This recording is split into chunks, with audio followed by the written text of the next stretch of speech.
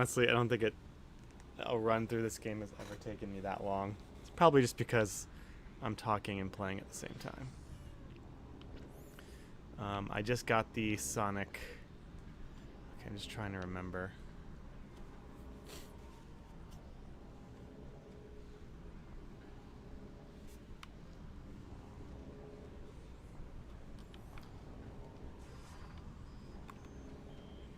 Maybe this cat's like Normal from. Remember that Garfield show? Anybody watch that? Normal the cat. That always annoyed Garfield.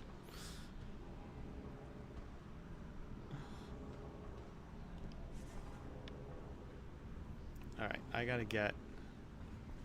Ow. Stop doing that. I gotta get down. Nope, that's not down. That is up.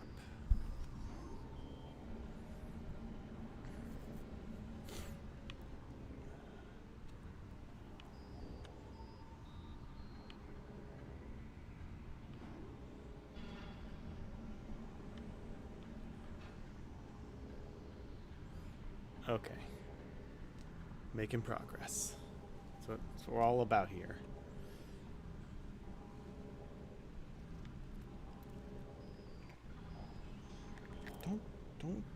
Don't.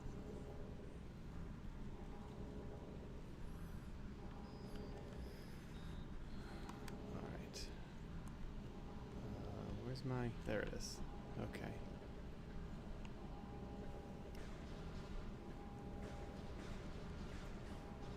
No. Alright. Sorry. Hang on, I gotta put this cat away.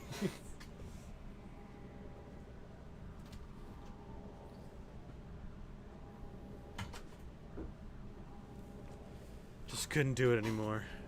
Cats are cute, but man, they can be annoying sometimes. Alright. Okay, time to focus on things.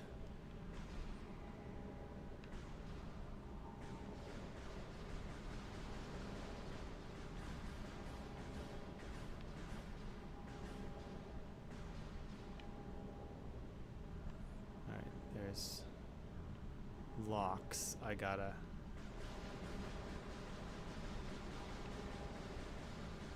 shoot. There's usually 4 locks. 1, 2.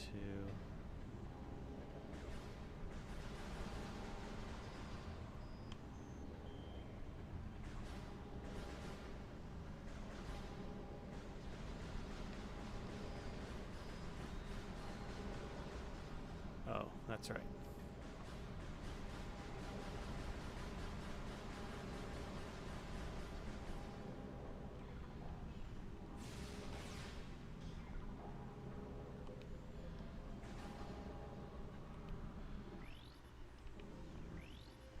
Sonic security. Sonic detection gear needed to interface the system. Shoot the Echo Gate with a sonic pulse to learn the combination of its locks. Unlock the lock. Okay, wait. A sonic pulse.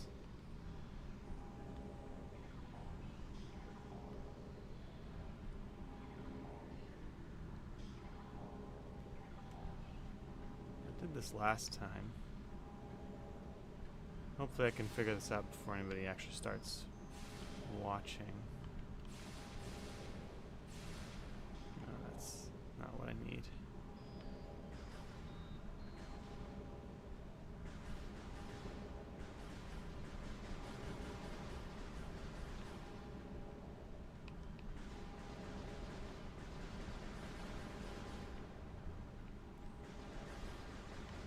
Okay, there's a 4th lock somewhere that I can't see. Okay, gotta go hunt for it now.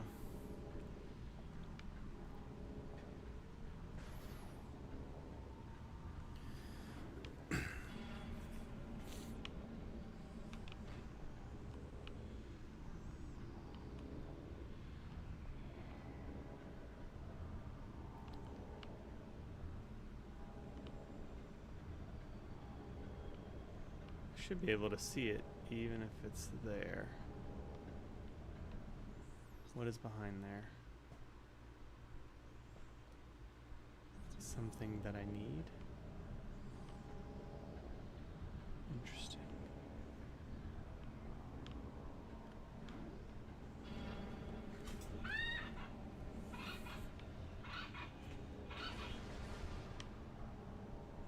It's bird o'clock now.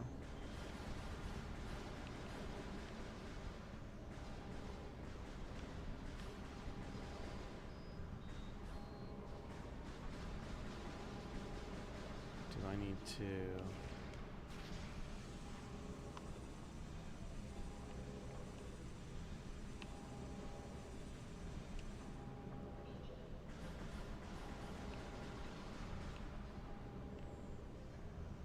Why are there only 4? That's my big question.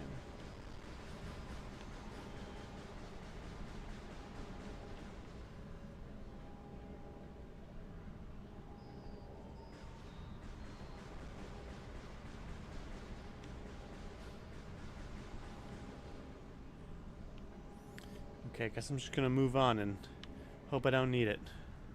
Good morning, Eamon. Every time I hear... What? Every time I hear what? The little chime sound? We're just currently struggling through how to use the sonic sensor. I don't think I need what's in there. I'm pretty sure it's a power-up, but you know, who needs those? Okay, let's go back here. Oh, I can't get across. Can I get across there? Let's see.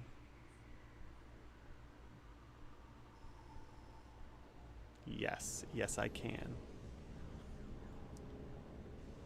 Oh, the bird clock? Yeah.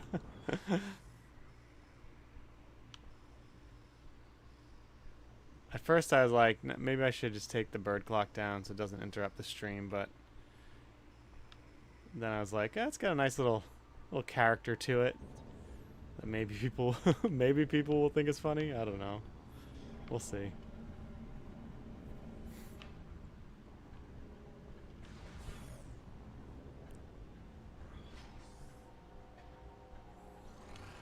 Okay, don't want to fight those guys right now. Back to the boss room.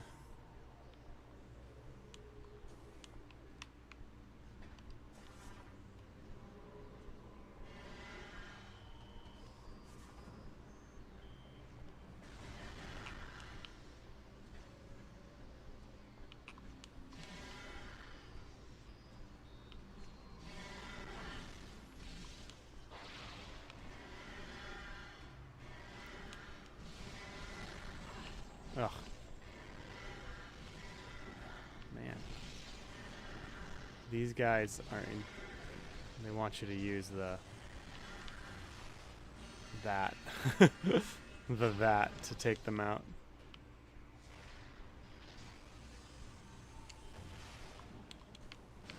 No! Oh, I can just do this. That's nice.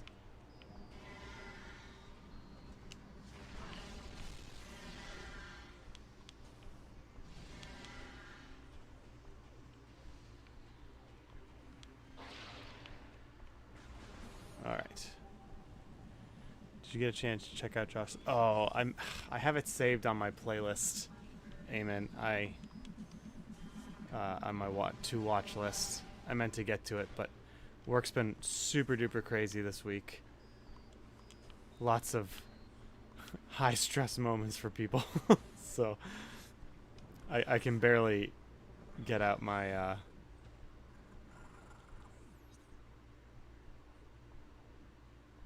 my videos on, you know, when I need to, my clips. So yeah, I'll definitely give it a watch.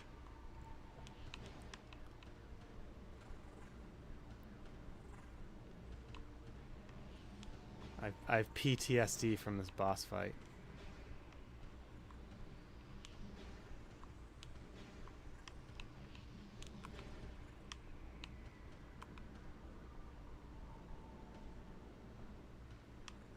And this is probably just leading me to energy tank or something. Something simple.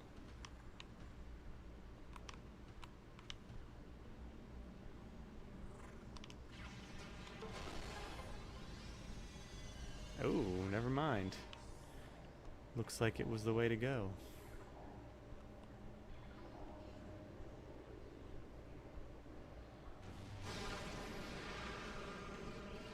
I had this like revelation yesterday that, I mean, it's not really a revelation because people have been saying it for a while now, but this ad popped up on my phone that was like, choose the life you want to live, and it was some like cheesy mobile like game that was like Animal Crossing, and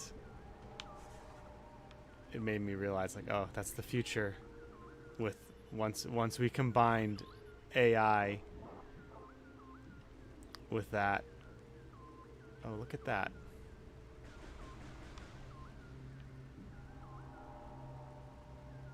Okay. Once we combined AI with that, it's gonna be game over. Humans are gonna choose to live in these virtual worlds, unfortunately.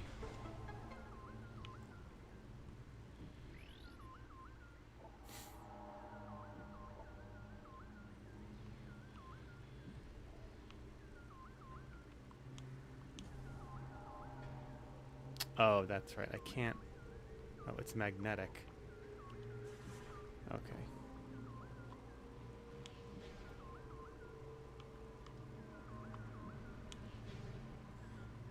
I do have this other theory too, that there's going to be like a neo-Amish movement where you're going to get a society of people who don't want to be Amish, but they don't want to live with AI technology. So all AI technology will be banned from their little societies. I don't know how that would ever work, but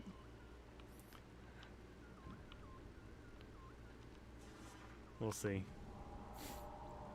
But I was talking to this developer, or interacting with this developer on X, about the use of AI in game development. And he was talking about his, I think I mentioned this in one stream, I can't remember. So sorry if I already did. But basically what I mentioned earlier about how AI kills the iterative creative process, and like the biggest problem with AI, I think, used in creative endeavors is that the people actually utilizing the AI to like generate like concept art and ideas aren't really growing their craft in any way. You know, that's that axiom that's like, you put 10,000 hours into anything and you'll be an expert. Well, it's like, why? Part of that 10,000 hours is like drawing concept art or writing short stories, and there's going to be a severe lack of creativity in people over the years if AI becomes just like the chief go-to for the creative process.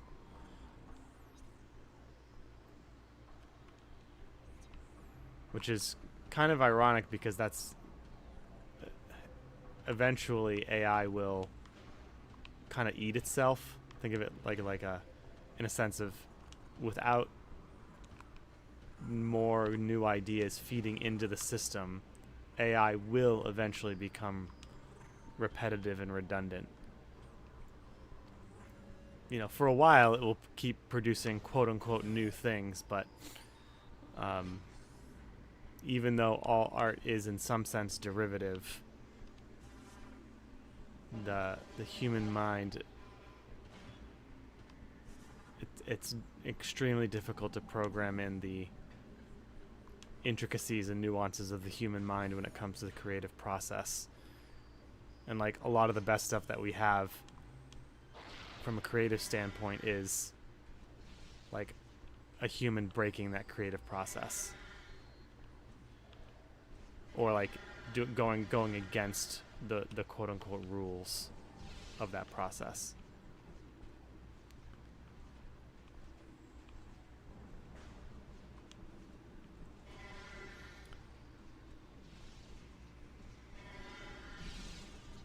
Yeah, so that's the thing. It's like Expedition 33 is a game I really really want to play, and I've got honestly like it's very clear that they used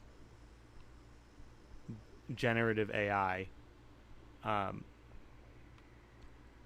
for their background images and concept arts and things like that. And I mean, they admitted it. And but if it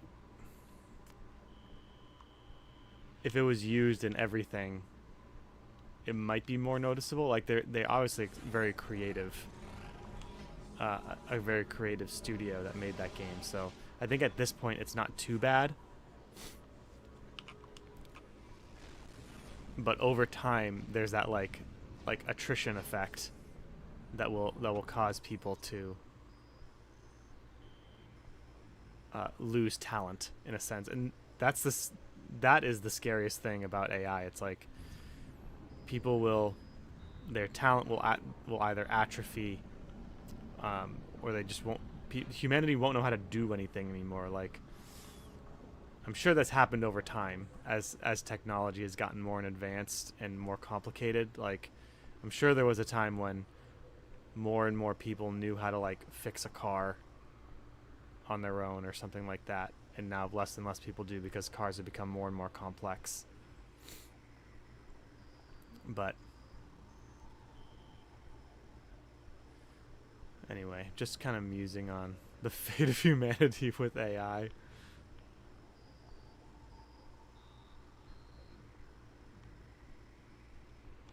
Okay, I do think Dark World. Can I get to that portal?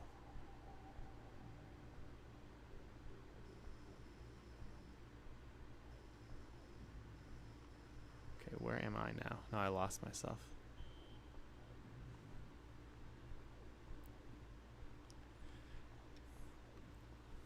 Yeah, I heard about that Coca-Cola ad. But that's this thing though, it's like AI is only going to get better and better, and there will come a point where you can't tell the difference. I think that point is still pretty far away. Um, but that's the scariest part. Is like, when do we get to that point? Okay, I need to get to.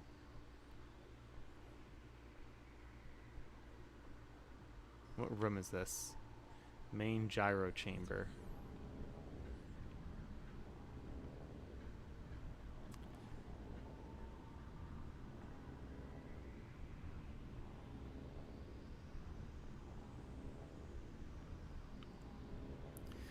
Yeah, that's another thing too.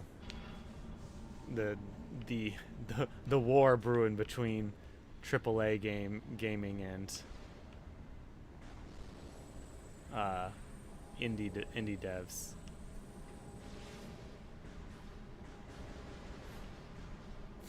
Okay, see, I unlocked this. I unlocked a Sonic lock earlier just by shooting it, and now none of these. So I'm gonna cheat a little bit.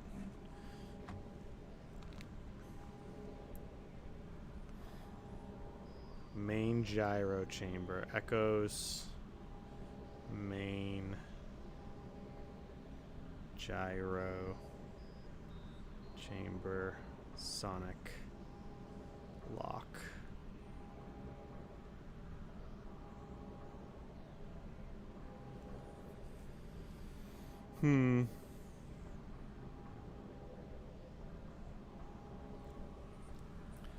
Just gonna move things along a bit.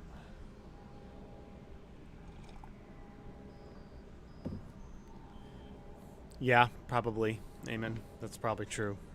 But it will bleed into the mainstream too. It's like, why?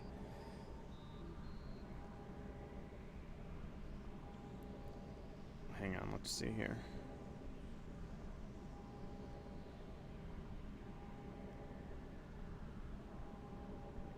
Okay, what'd they do with this?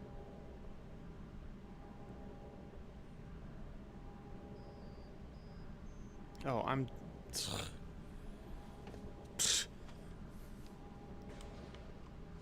So I have a actual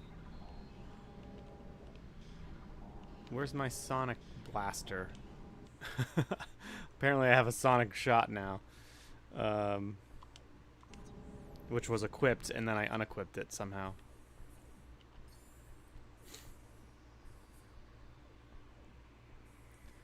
Okay, weapon systems.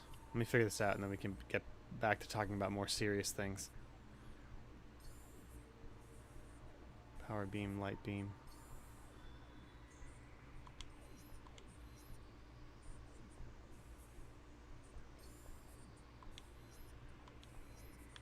Wait, maybe it's in visors?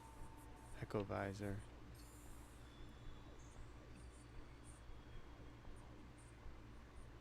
Hold the square button and point. Semi-psychological can reveal invisible enemies. So use echo visor to interact with sonic-based security systems. The visor is designed to work with a sonic-based Luminoth weapon system.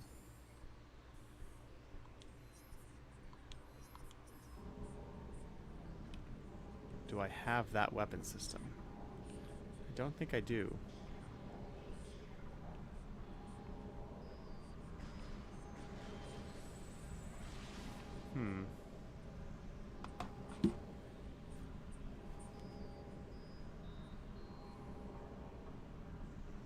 Metroid Prime Echoes Sonic.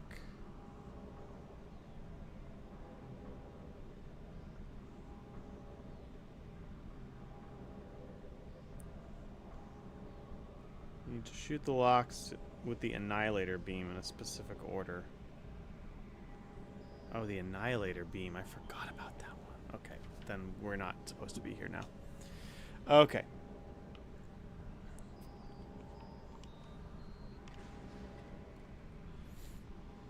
I mean, I think it only makes sense that AI would take over the biggest industries first, or the most money-making industries, and then move on. I mean, games right now, I think we'll get a big boom of... It'll be like a...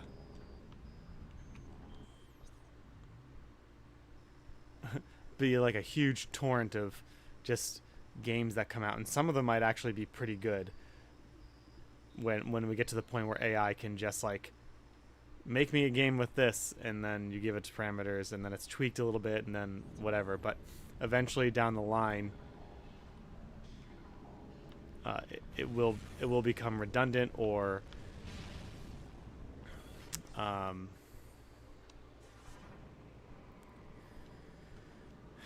just, I don't know, the same game over and over again, until like the less a human actually has a role in it, in the design process, the more redundant it will be over time.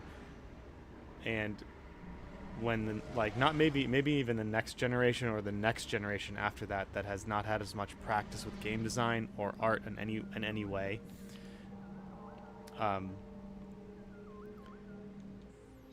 that's when we're gonna get the slop.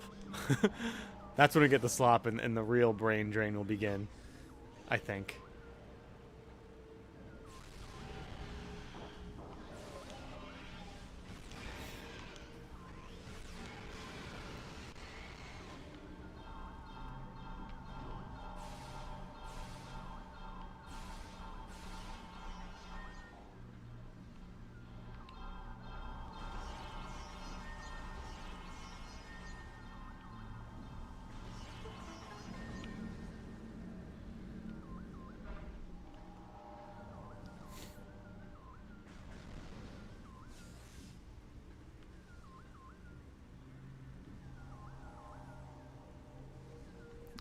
Yeah, and that's another issue too. It's the connectivity of all this stuff with, you know, privacy is a thing of the past, even today. You know, even I feel like even though you might use a VPN, you're still not going to get privacy on the internet. Eventually that will go away. Oops.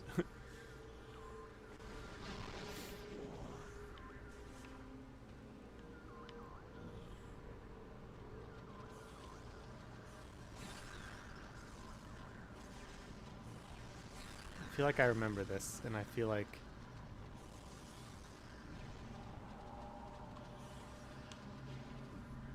Aha! That's right, I forgot. I'm supposed to be getting these temple keys.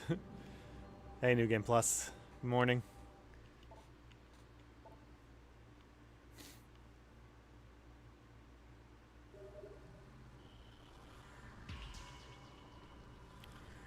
But I was having Tim, it was with you I was having this conversation with about, you know, the iterative process of like creativity, and how, you know, the assignments were like, for like photography, just take as many pictures as possible, versus the the group of students who had to take as many pictures as possible versus the group of students who were like forced to try to get the perfect pictures, and how the ones who took the more pictures were farther along in the creative process than those who waited for like the perfect shot. And that I feel is going to be lost as AI becomes more and more prominent.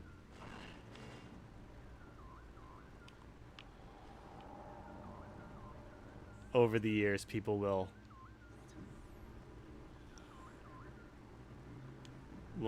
become less and less creative unless they are intentionally not using AI.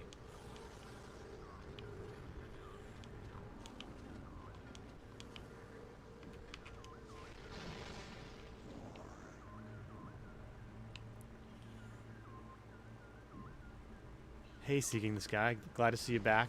My shoddy performance against Dark Samus didn't turn you away. Yeah, the AI bubble bursting is something that, I don't know. It's so hard, man. I don't know what's gonna go down with it. And that's all of this is aside from like, will we have jobs?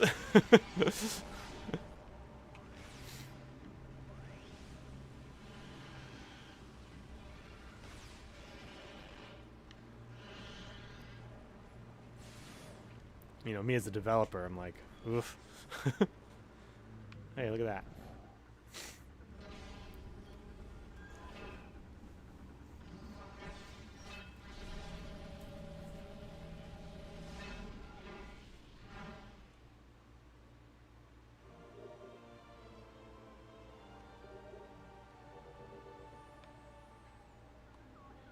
Okay, let's look around here. It's an ammo station. Anything in here?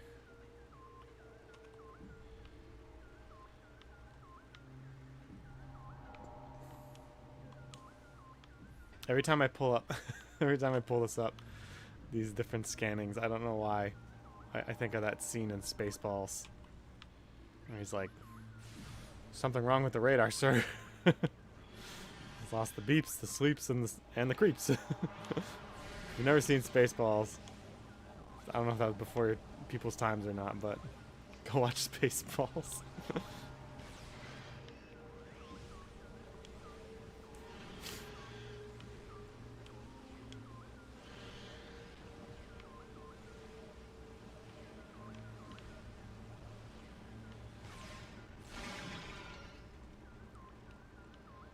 Kind of wish those Ing were a bit more difficult to deal with.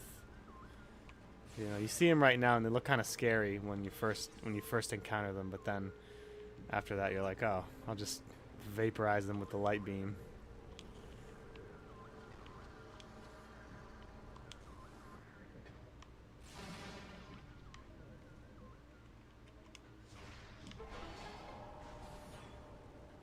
Hey, look at that.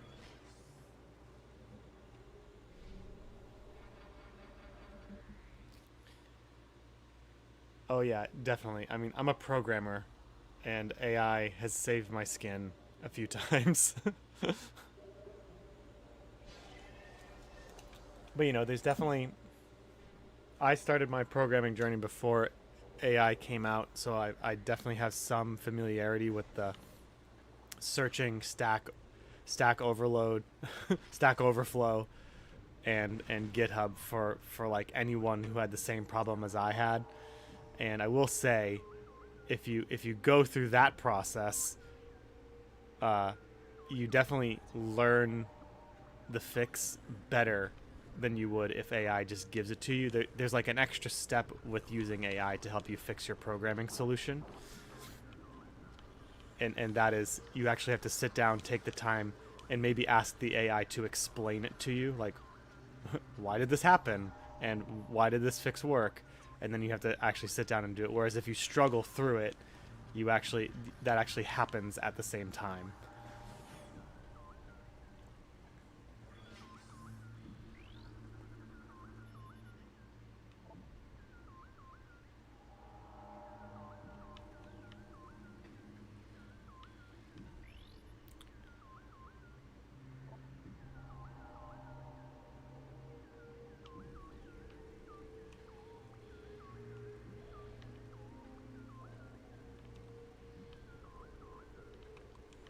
Am I not supposed to be here yet?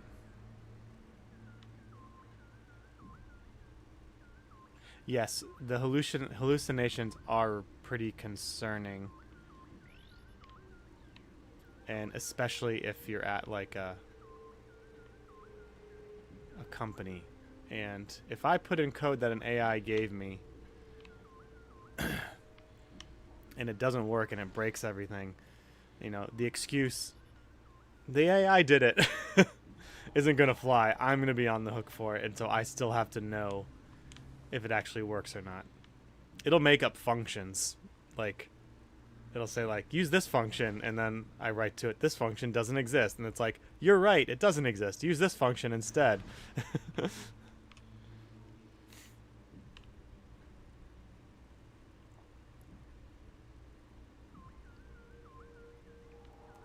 The AI-generated labor industry. What do you mean by the AI-generated labor industry?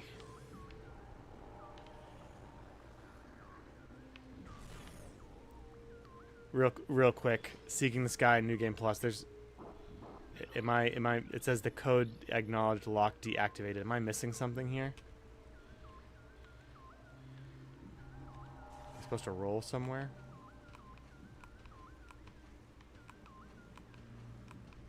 Whee. Can't get up there. Your short one. Oh, okay. Got it. Oh, okay. Yes. You're right. You're right. That's the key to that thingy. Got it. Okay. Thank you.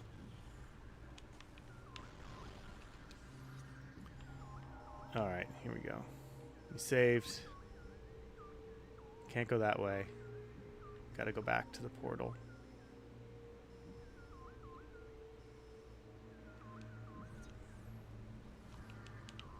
Oops.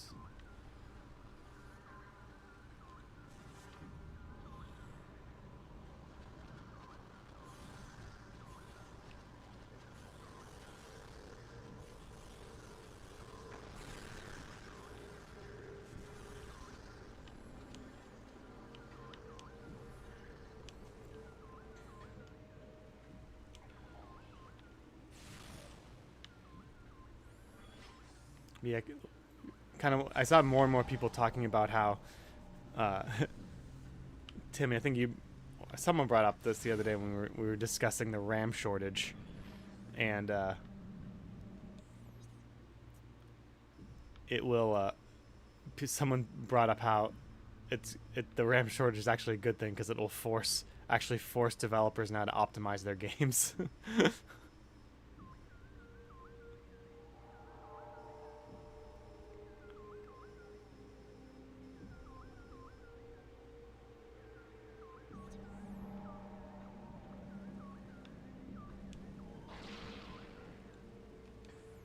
Did I come from that way?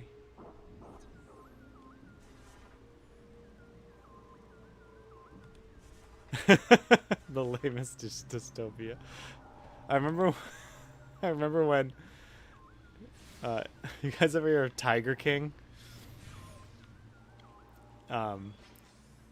When the when COVID hit, and everything was going crazy. Someone posted this meme that was like, "This this is the apocalypse we thought we were gonna get," and it showed King Elijah from The Walking Dead with his tiger, and then it's like, but this is the apocalypse we got. It showed Joe Dirt, Joe, not Joe Dirt, Joe. Oh, I'm forgetting his name. The guy from Tiger King with his two tigers.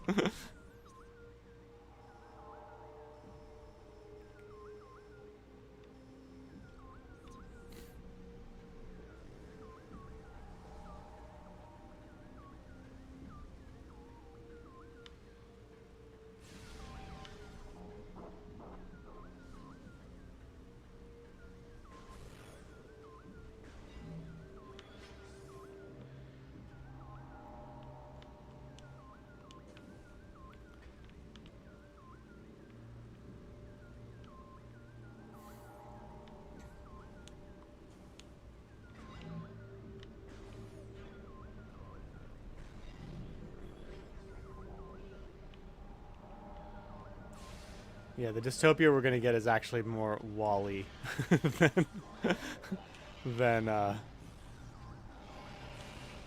it'll be a combination of Wall-E and Blade Runner, I think.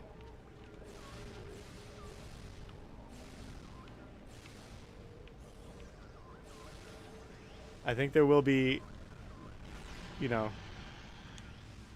upper class humans who still practice art and create, and we'll need those people. But I think the majority of people, sadly, will just become lazy because I don't know, something about the nature of humans and whatnot. I'm sure there's some dystopia novel I can find. Get the Mega Man dystopia. That'd be kind of horrifying too, even though it's Mega Man. Where are you?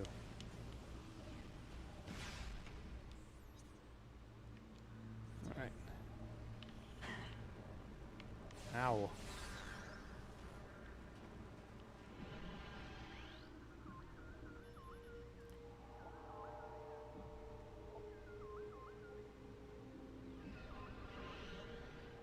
Can I blow these up?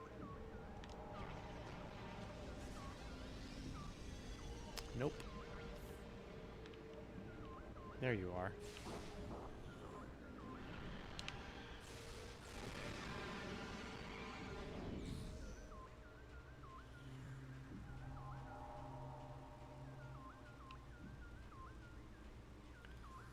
Yeah, Wall-E, Blade Runner, and Elysium.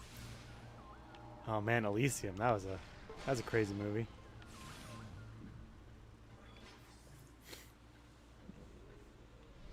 Someone bringing it back to Metroid. Someone posted how one of the logs for Metroid Prime 2 is how one of the characters here is one of the troopers that you can scan is like a Samus fangirl, and she's like the legendary Samus Aran, and the other trooper doesn't like believe Samus actually exists. And he says something like, you know, I don't care if she's Bigfoot or Santa Claus or something like that. And I just thought it was funny how in the Metroid universe it's now canon that Santa is a real like concept.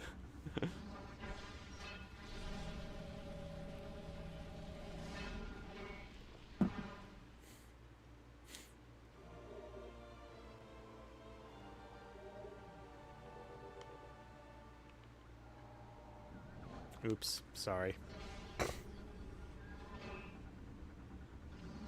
Oh yeah, Angseth, thank you.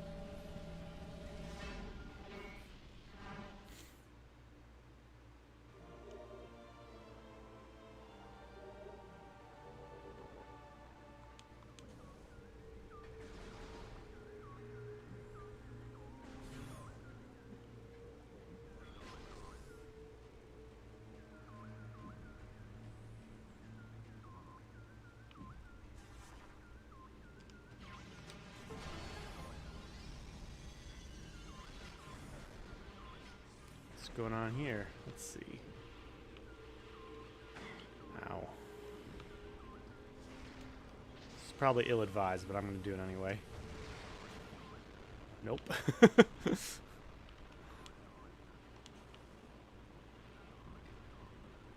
is that? Is that a portal? Oh, it is a portal. No, not a portal. Oh, silly me.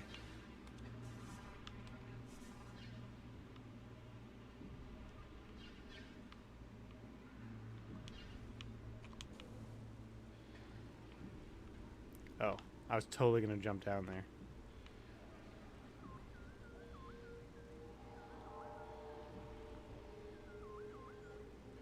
Alright.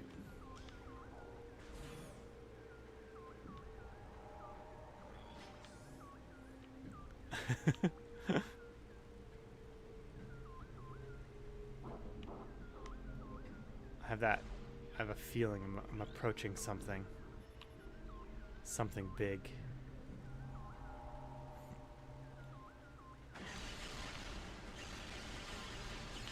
Oh, a nice little callback to Prime 1.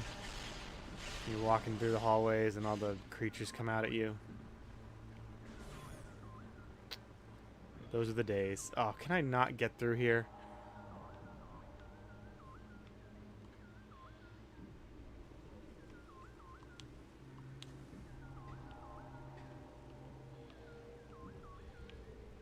Do I need this?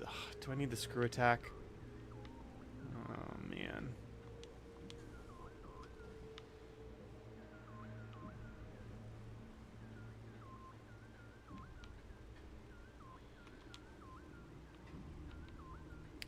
Yep, I think I need the screw attack.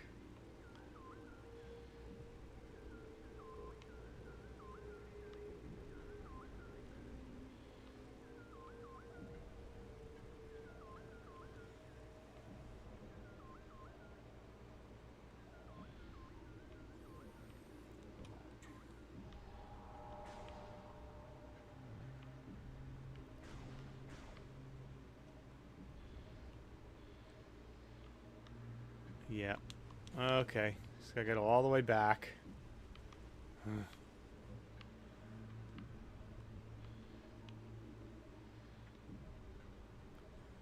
Who are the monks of Grandheim?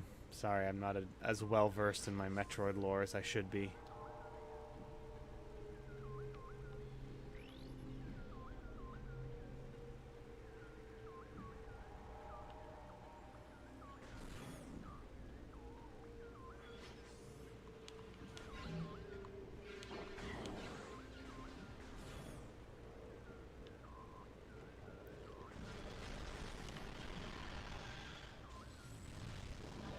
Yes. We're almost into 2026. And I don't know if you have kids, Eamon, but once you have kids, time really starts flying.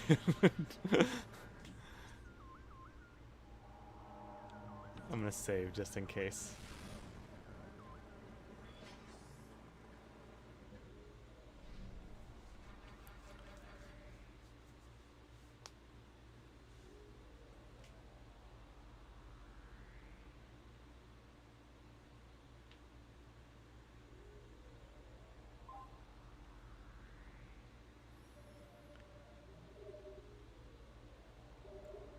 So they were mentioned in Prime 1. I don't know, maybe there's a subtle reference. I think... okay, I'm going to get on my Metroid soapbox again and proclaim to the people what what Metroid should be. And it's objectively true. So no one can argue with it. I'm kidding, by the way, just in case. Metroid stories are all about subtlety. Very subtle things with lore drops and, you know, journals and things like that. And returning things like those monks guys would be pretty cool, but only in subtle fashion, I think. And there could be maybe NPCs are still kind of not new to the franchise, but still a subtle thing in the franchise. Like you've got the Luminoth here, and even in Prime 4, there are more NPCs for sure, but compared to other games, it's like, it's still, I imagine it's still quite barren.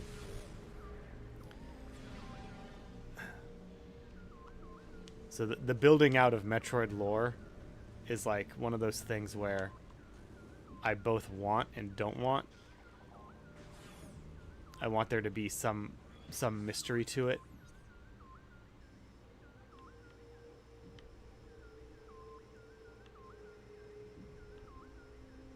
Because that to me is a bit more intriguing. Like even like Tolkien for his he's known for building out lore for everything and explaining everything, and it was really masterful and it really worked with his world. But even in his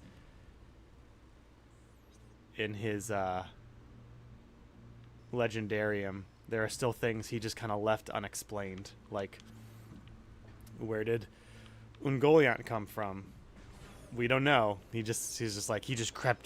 She crept out of the dark corners of Middle Earth, and it's like, okay, well, who knows? Or like Tom Bombadil is never explained.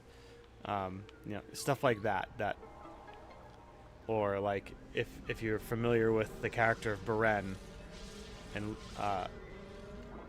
how he has to travel through the dark valley in some of his endeavors. Like all Tolkien says about it is like it'd be too dark to tell you what happened in there or what's in there. It's like there's still some intrigue, and if you seek to explain everything, then it kind of kills that. And depending on the world you built, sometimes less is more, always, and sometimes less is more, only in some circumstances. So that's what I mean when I say like I'm like hesitant to be like, okay, should we continue to build out the Metroid lore into the mainstream? I don't know. Maybe. I'm sure I would enjoy it, but it would divide the fan base for sure. I think I could get on board with it if it was done well.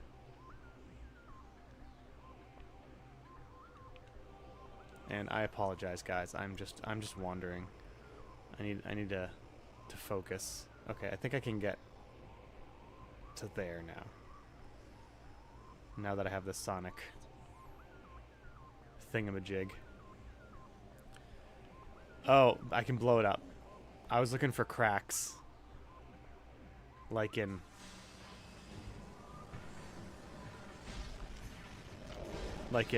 Super Metroid. Thank you.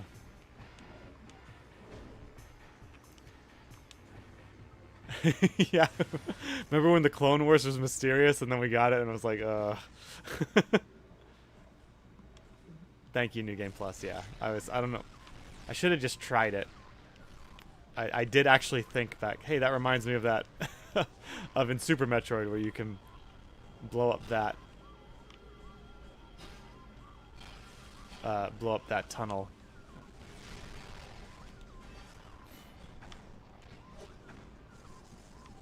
Come on.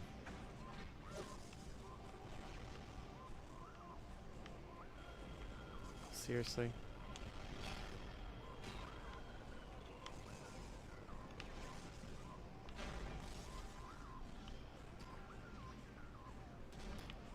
Yeah, the Clone Wars was good. I did enjoy watching Clone Wars. It had some really cool storytelling in it.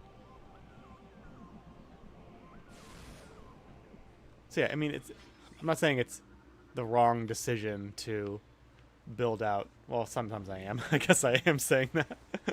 Depending on what the IP is and how it's developed over time, and I don't know. I go back and forth with it. There are some IPs where I'm like, just let it lie. It's a good story. It was fun. We don't really need more of it. Let's just celebrate it for what it is. Like, you know, we don't really need a new Banjo-Kazooie. We've got Banjo-Kazooie and Banjo-Tooie, and those are awesome games. If you've never played them, you should play them. Or when there's when there's inevitably a PC port of them, definitely play it.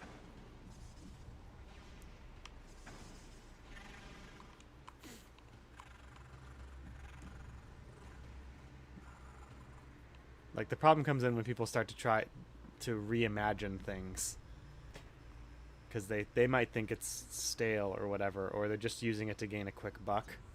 That's when I think things can go wrong. Or it's that whole fan fiction debate where it produces work that is subpar because it's like you don't actually have to write good character development in fan fiction because a better author or writer already did that work for you, and you can kind of coast off of the accolades or the success of a better writer. So like, you don't have to develop any kind of fan interest in your character because someone already did that for you.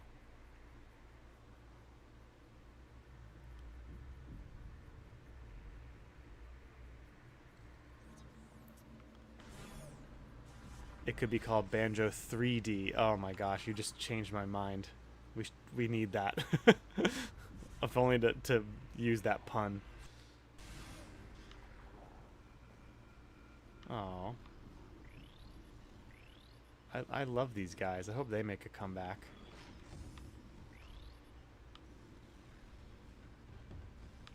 Oh. I'm in a completely different part of the world now. Would you look at that?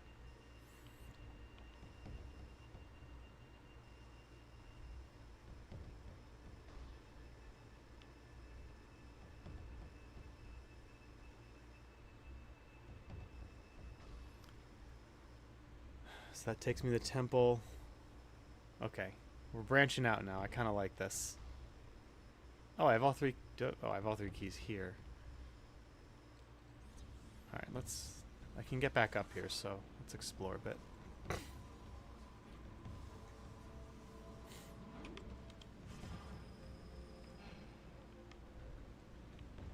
Yeah, in Prime 3, did a pretty good job of building out, a cast of characters that had, some personality that you could kind of get behind. And then you are forced to kill all of them. It's kind of sad and kind of dark. Like, you don't... if I recall correctly, in Prime 3, you don't actually rescue your fellow hunters. You're, like, forced to kill them because they're they're corrupted by Phazon. Yeah, people did really want Banjo 3.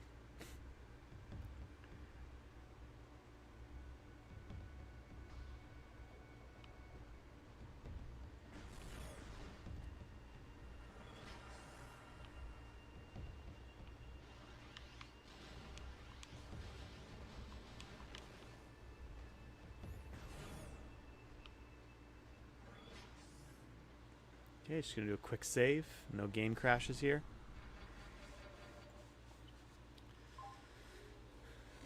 Yeah, I mean all the hunters at the beginning of Prime 3, they were distinct and they had good character design. They didn't all look the same. They seemed to have different personalities. There was the shapeshifter one that copied Samus at the beginning.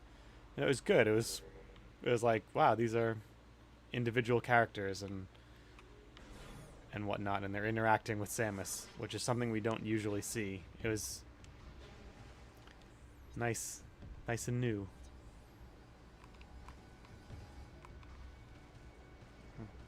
just gonna go.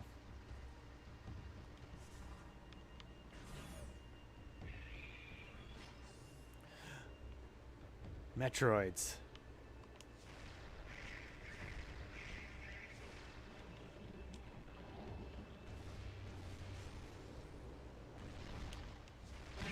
Nice.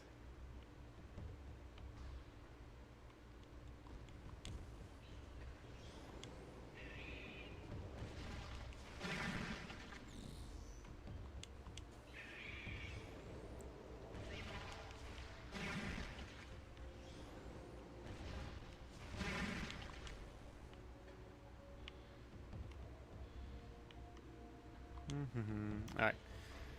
Can I get up there? That's the question. Object is a powerful movement system. Did I miss what?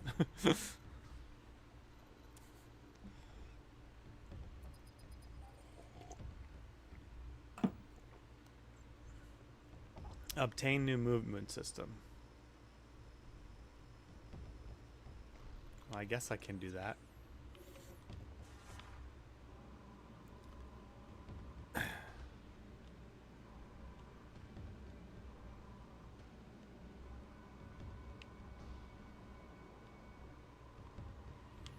First I gotta do this. I hope it's more than a missile tank. I hope it's one of those, like, the shotgun, the light, or the other, like, super missile for the light beam or the dark beam.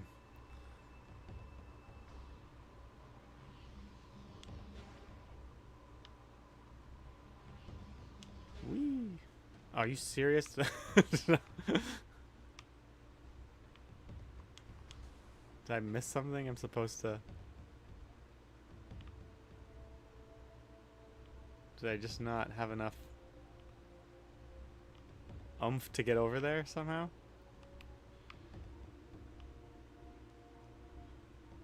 I did miss an E-tank in this room.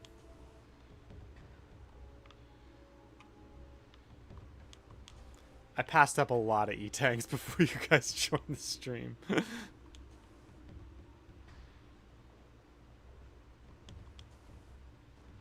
You know, if I were playing by myself, you know, I'd be going a bit more slow.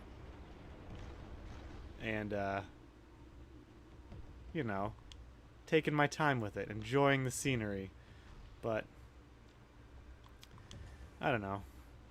Playing to the audience sometimes.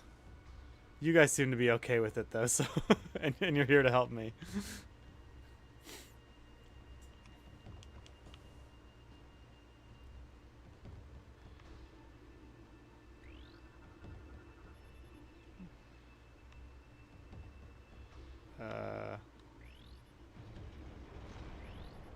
No, go down. Down, I say.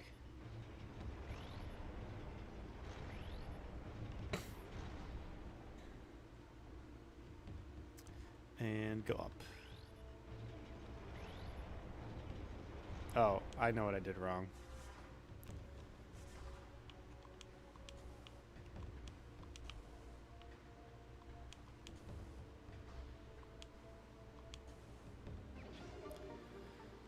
That would have been helpful earlier. You did at least find the beam ammo expansion from the Space Pirate base, right? Sure. It's been a while since I've been back to that part of the part of the world. Can I make it? No, I can't make it. Oh, look at that. Now we can get over there. As I said, I have not been very thorough in this run through the game. I have played it before. I've beaten this game probably about 3 times, but that was like 20 years ago, so... Oops.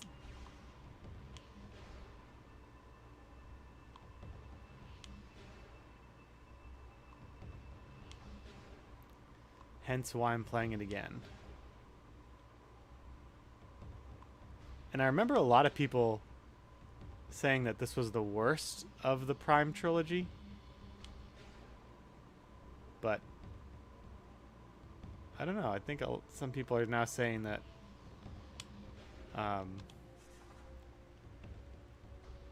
Maybe Prime 3 is? I don't know. I have to play Prime 3 again. Oh, it's just a missile expansion. Okay.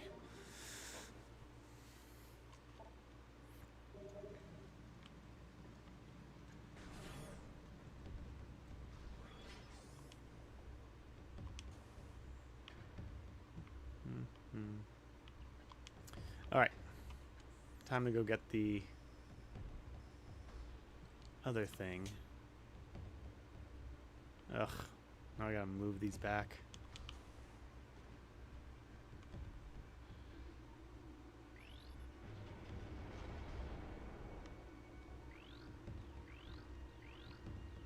No. Scan.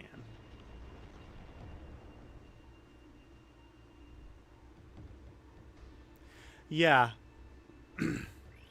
People are saying Prime 4 is now the worst, and I don't know if that's just because it's so different from Prime, the original Prime trilogy, or if it's actually a not well designed game. We'll see. I'm definitely gonna play it. I'm gonna stream it. I'm gonna have to go the video capture card route with my Switch on my already messy desk. But yeah, we'll see. It will be my first playthrough of it, so you guys can watch me struggle through that. But from what I hear, it's different. Yeah, I've seen a number of reactions. These two guys commented on some of my other clips and saying that the hate for it is really overblown. Which, you know, overblown reactions on the internet, you know, go figure. But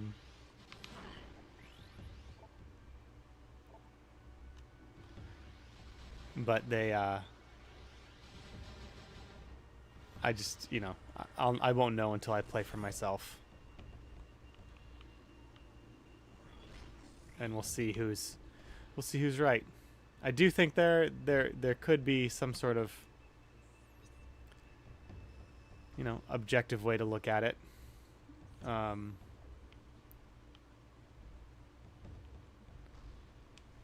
You know, from a game design best practice standpoint, but also preference is a thing and what you want out of your games is also a thing.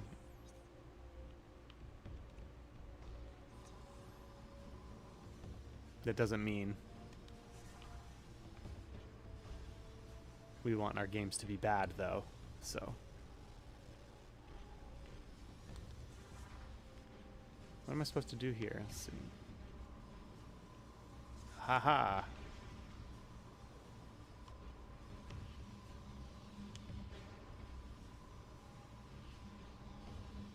Yeah, the whole argument games are just supposed to be for fun or worse.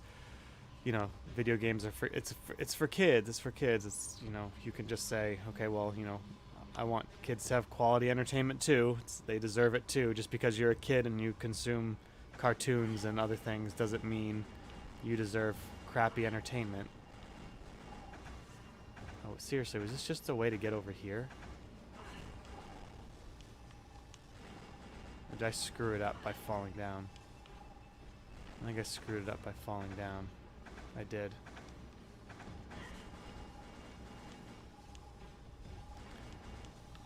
I should probably check the half-pipe room. Yeah, I think I screwed it up by falling down. I was supposed to go... I was supposed to shoot into there.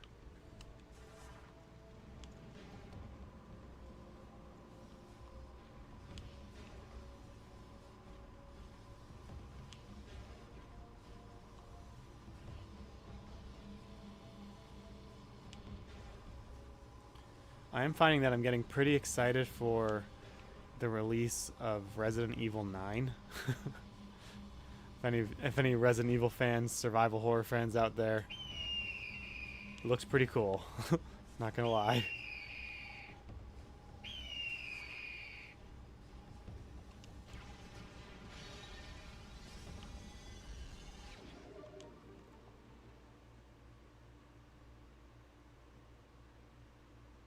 Oof. That game, Intergalactic.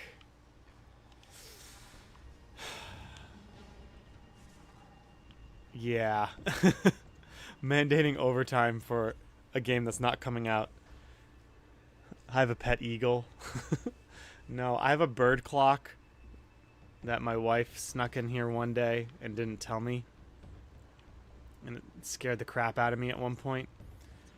And it goes off every 5 minutes to the hour. It goes off, kind of like a little warning. And that is the warning for me to start to wrap it up. So yes, that was the bird sound you heard. Okay, where's this new?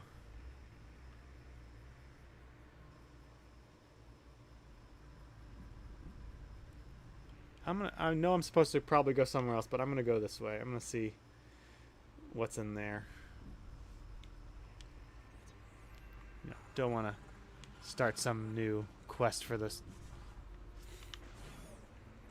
screw attack.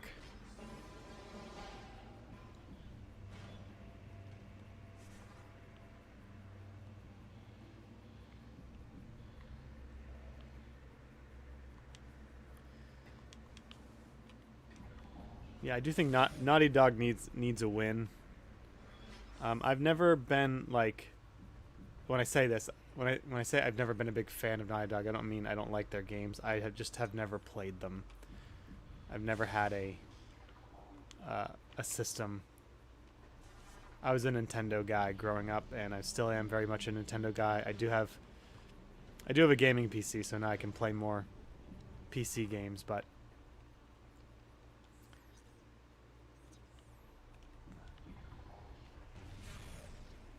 you know, Naughty Dog seems to have fallen out of favor with very many people over the years.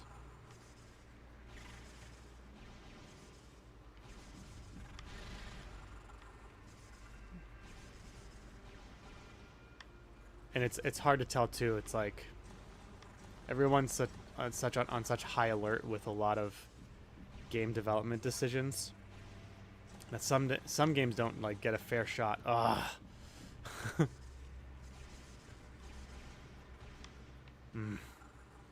Some games don't get a fair shot at all before they're even released.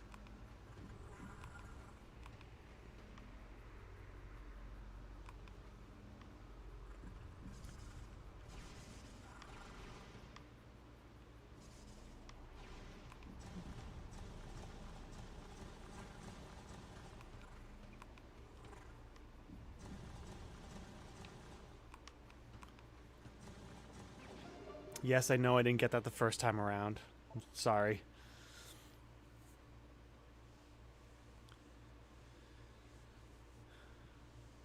Yeah, The Last of Us never really. I mean, the story intrigued me, but I never played it. The Uncharted series always looked really fun,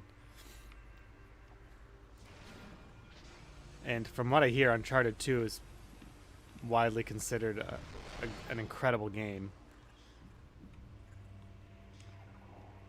But it kind of went off the rails, and it suffered from I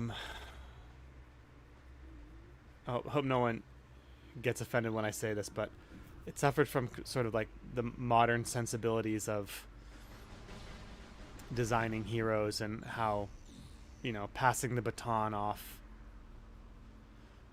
to different characters like seemed to need to happen when I don't think it really did.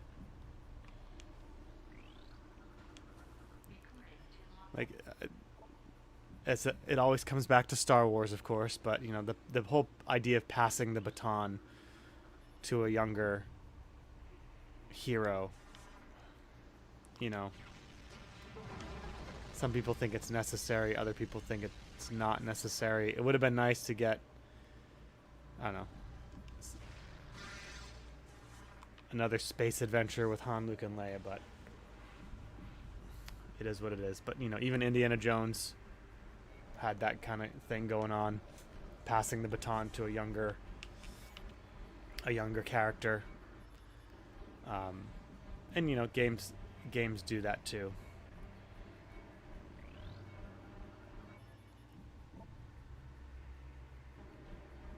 Wait, mechanical and industrial grade mining drill, the space pirates are trying to convert it to a weapon based on the analysis. Those space pirates, always converting things to weapons.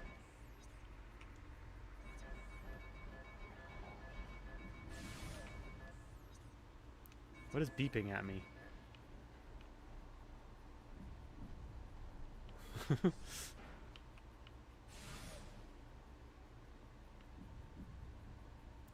Yeah, I didn't want to bring up Anita Sarkeesian, but there, I think you do have to, like, it's hard to say this because there's so much baggage with these opinions that people immediately lump you in with a ton of other people who you may or may not agree with based on what you say about things. But there is what I was dancing around was that there is a trend in older heroes, that legacy heroes, specifically male legacy heroes, being replaced by younger female heroes. It's a trend. Doesn't mean it's a bad thing. It can be pulled off if it's done right. I'm just saying that's what I mean by modern sensibilities.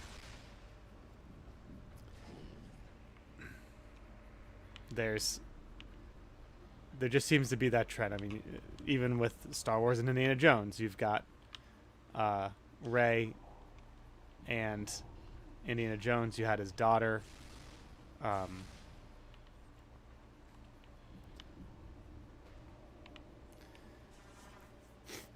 And I think that even happened in the Uncharted series too. And I believe Jak and Dexter as well. It's not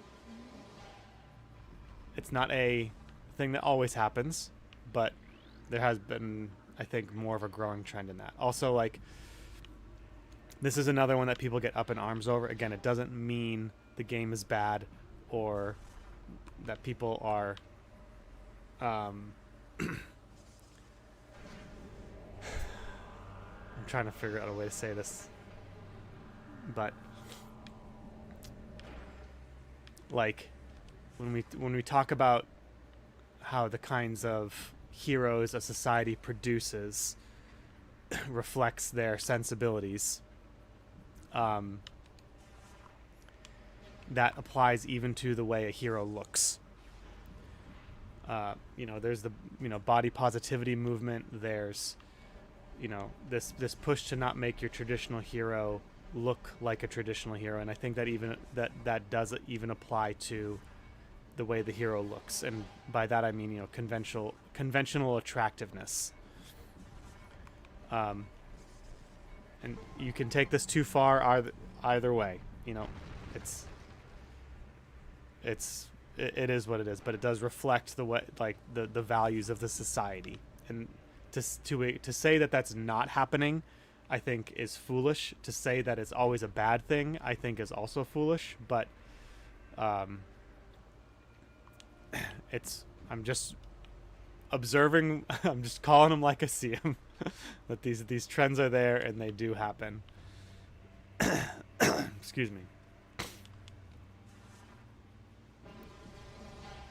Like, the big one that came out was, like, this one was so obvious that I really don't understand how people deny that this happens. But, like, the Mary Jane issue, like, in Spider-Man 1, she was conventionally attractive. And then in Spider-Man 2, she was, still attractive, but they clearly took steps to make her look, for lack of a better word, fatter? if I can say that. And that was their design choice, and didn't make it a bad game, but it's just one of those little things that you have to take into account as when you're writing a story or developing aesthetics.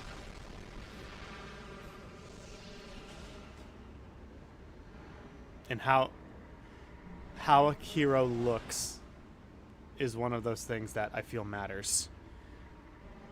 Like, if Samus's design in this game looked really crappy, it wouldn't make it a bad game, but it would be like another knock against it. Concord was another one that was plagued by bad hero designs, and I don't mean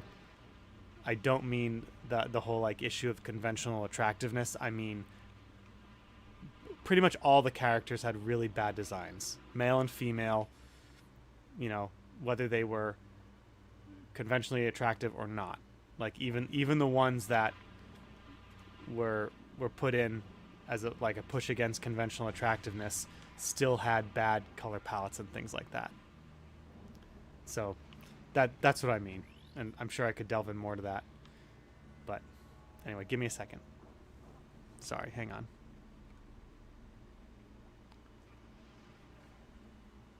No.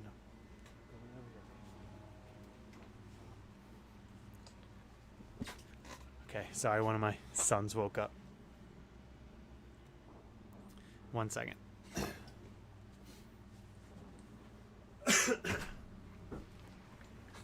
Yeah, go look up Sungrun Studios. I think it's pronounced Sungrun Studios.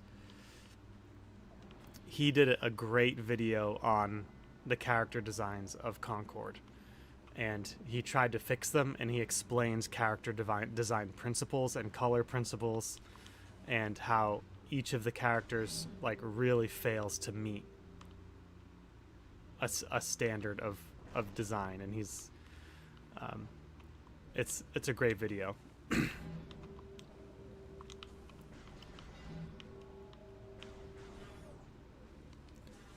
Sorry, I'm trying to find a save point really quick, so if I'm missing some chats, I apologize.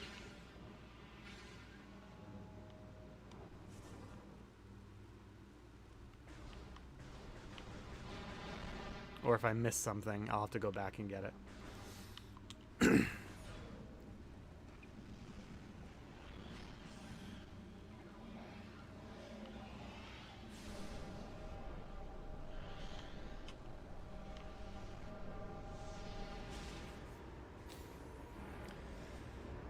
Okay. Sorry. Oh, don't we know about that? Also, Crowley and Crawley. I don't know that reference. Sorry.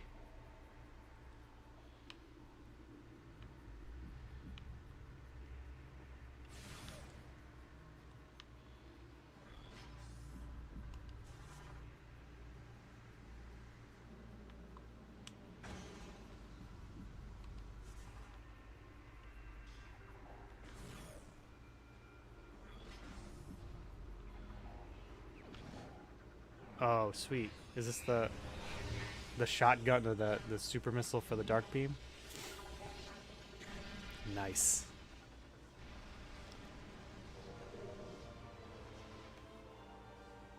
Yeah, I'm a hero because I want to be. Like, yeah, that's the thing. Like, just because wait, press A and hold down the charge, then press down to fire.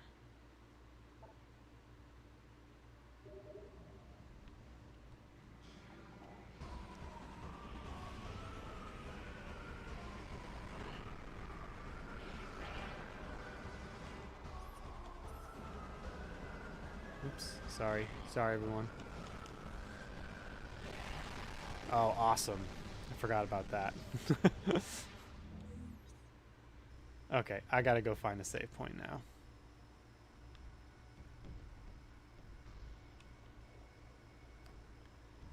Where is a save point? Right there. But I don't think I can get through that way. So I gotta go around.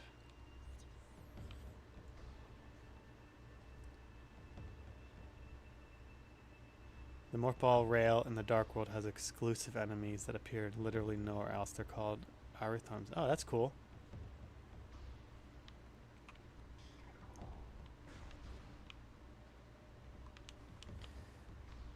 Yeah, that whole uh, I am the hero because I want to be. What do I mean? I have to earn. I feel like that is the attitude of a lot of writers, that they, in the sense that they think the audience will buy that this is a hero simply because the writers tell you, like, this is the main character. Of course they're the hero. Like, it's like they don't think that you actually have to have any kind of audience buy-in, and you don't actually have to do any work to convince the audience that this is a person worth, not just that this is a hero, but this is a person worth caring about. I keep thinking, I never watched the show because I heard it was awful, but the show Ironheart, I watched a number of reviews on it, and essentially it seemed like that they were kind of the writers are kind of falling into that, like they wanted Riri Williams to be the next Iron Man, and they thought that she could coast off of the support of the real life support of Robert Downey Jr. by giving her an on-screen phone call with Robert Downey Jr. that would somehow convince fans that this is the new Iron Man.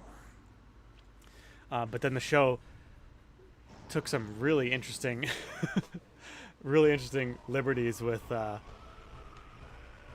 character and her motivations, and people were saying that she's more like a villain in her motivations than anything else. And just because they said she's the hero of the story doesn't mean she's a hero. Anyway, look up some reviews on that one if you're curious. Okay, I know that there's a Sonic thing I need to do here, but I'm gonna save, and then we'll have to call it a day. I'll catch up on the chat too before I quit.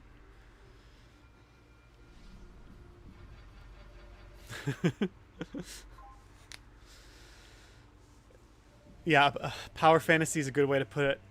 I think a more not technical term, but Brandon Sanderson's lectures. No, I'm gonna look them up. You are a wealth of content for me to consume. Amen. Brandon Sanderson.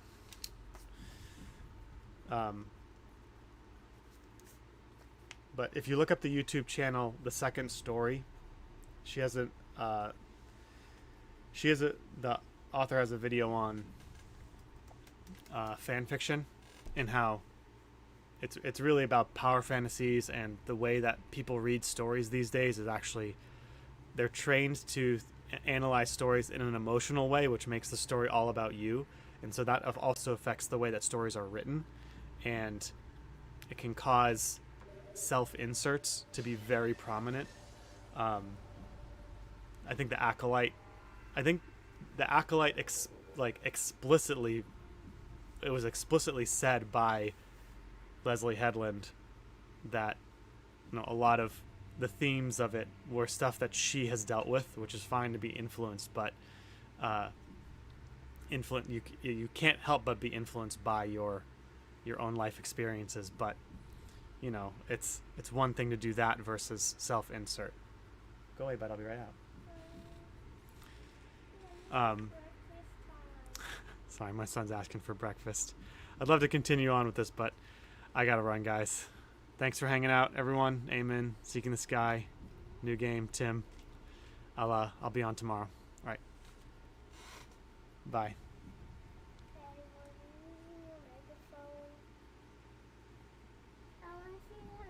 Buddy, you can't.